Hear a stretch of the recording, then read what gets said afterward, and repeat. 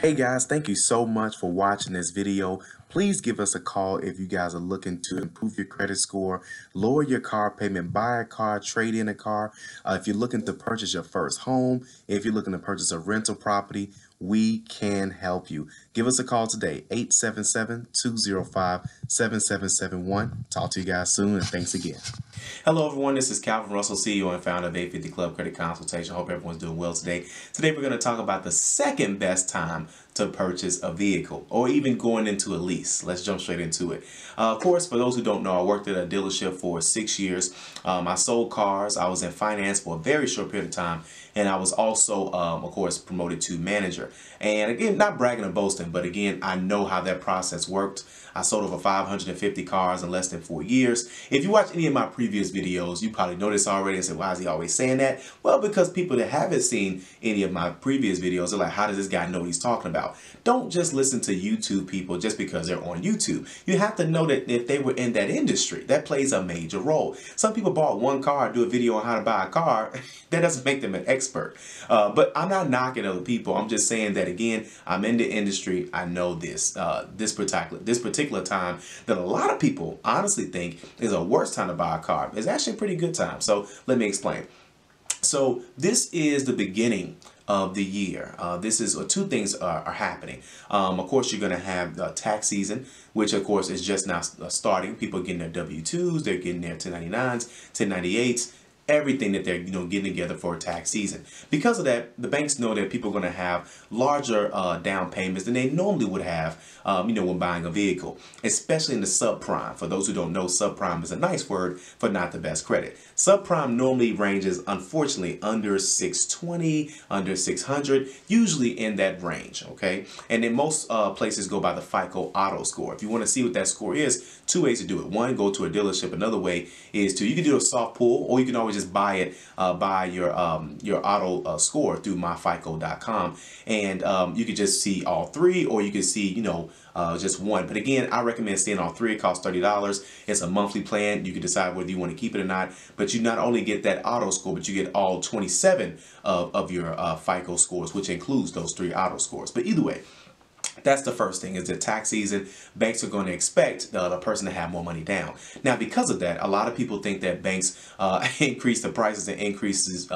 the interest rates. That's absolutely false. Okay, if anything, they're more prepared to go into. They have to be smarter about the decision, because people are in more of a better liquid situation because they have more money down. But that doesn't but you still have a 400 credit score, a 500 credit score. That doesn't mean that they should deny a person. It's just a matter of, hey, let's not get caught up because a person has $5,000 down or $4,000 down. I did another video too, if you guys want to know, should you put that amount of money down? Everyone's situation is different, so don't just go by what your cousin said, your friend said. Everybody's situation is different. You have to do what's best for you, okay? And for sometimes we don't know if they should put down $5,000 on the car or if they shouldn't, okay? But of course, what doesn't make sense is putting $5,000 down on a vehicle when you got $5,000 in collections, and and then trying to get those removed just by pay for delete, and you wouldn't even have to do it like that, because again, your credit score, the car is only going to push it up so much.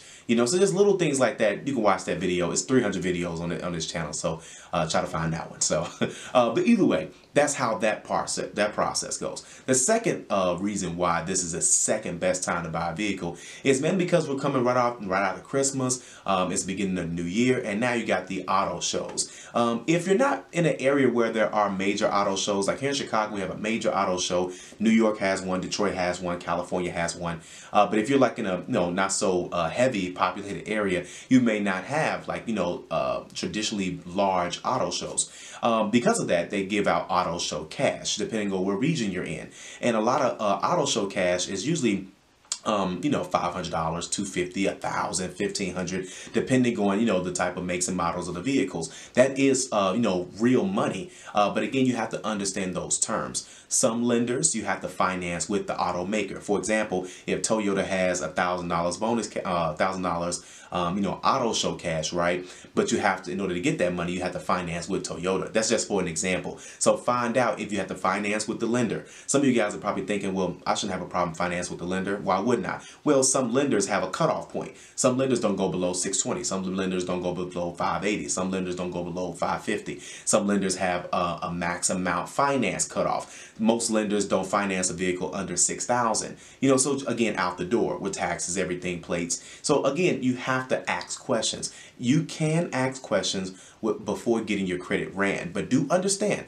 if your score is under 620, make sure all of your questions are more so finance based, because it doesn't make sense for you to go into, well, can I do XYZ, and what's the again, your credit is number one. But if your score is a little bit higher, 680, 720, whatever, then again, you're going to have a little bit more pull, because you know you can take your business anywhere. Okay, so but again, keep those two things in mind. But going back into number one, a lot of people feel like, well, it's tax season. A lot of people, they're thinking that the banks are changing things. And honestly, again, like I said before, they're really trying to make sure that they make the right financial decision by, of course, loaning you the money. If anything, they're stepping up, because people normally have a stronger liquid type of situation. That goes to the dealership too.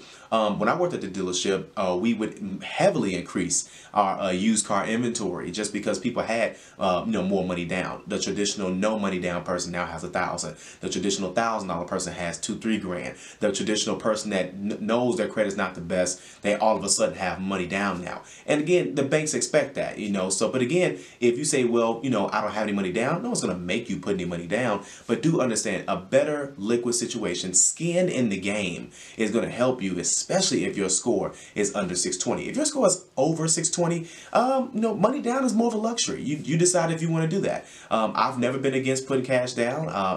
Cash down does take care of some taxes. So again, that's up to you. If you just want an industry opinion, that's just my opinion based on everything that I've seen over the years. But again, the stuff on the back end doesn't necessarily change. The dealership is always going to be the dealership. It's always going to be a cat and mouse game. But they don't raise the prices and all the rest of that type of stuff. The profit is the profit. Keep in mind too, just like with a house, right? With a house, you can have a house that costs $100,000, but the bank is not going to give that person a loan for $110,000 unless they want to get like some repairs done. But they're not just going to just let a person just pay $110,000 on a house that's worth $100,000. That's what an appraisal comes in at. Now, the loan would be for $100,000, and if you want to pay an additional $10,000 out of your pocket, that's between you and the seller. Okay, that's two totally different type of situations. Now you're going into buying a car, the exact same is there. If the car is worth $10,000, now they will let you finance about $12,000, but they won't let a dealership sell you a car for $14,000 and it's worth $10,000, wait a minute,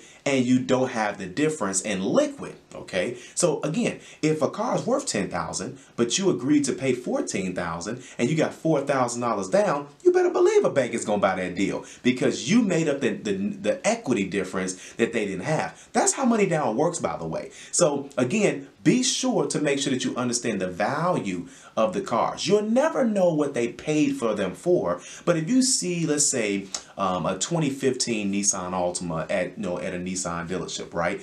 Well, and you see that it has, let's say, I don't know, it's been 4 years, so what's that, 48, and it's got about 50,000 miles on it, right? So look to see what other, dealerships are selling the same vehicle for. That's close to that mileage, and that's going to give you an idea. But if it's substantially lower or substantially higher, that means if it's lower, it's probably something wrong with it, got frame damage, or it's got a title issue, whatever the case may be. And if it's a lot more, I don't know why, so you want to pay attention to those types of things, okay? But keep in mind, the dealership pays money every single day that these cars are on the lot, so they're not going to try any crazy things. And because again, the bank is going to protect certain things that you do, but you also have to think for yourself. Okay, again, the $14,000 situation when the car is worth $10,000, but you got $4,000 down, they'll most definitely let the salesperson sell that car to you for more, because it's on you to make sure that you get the best price. Okay, but they're not going to let you do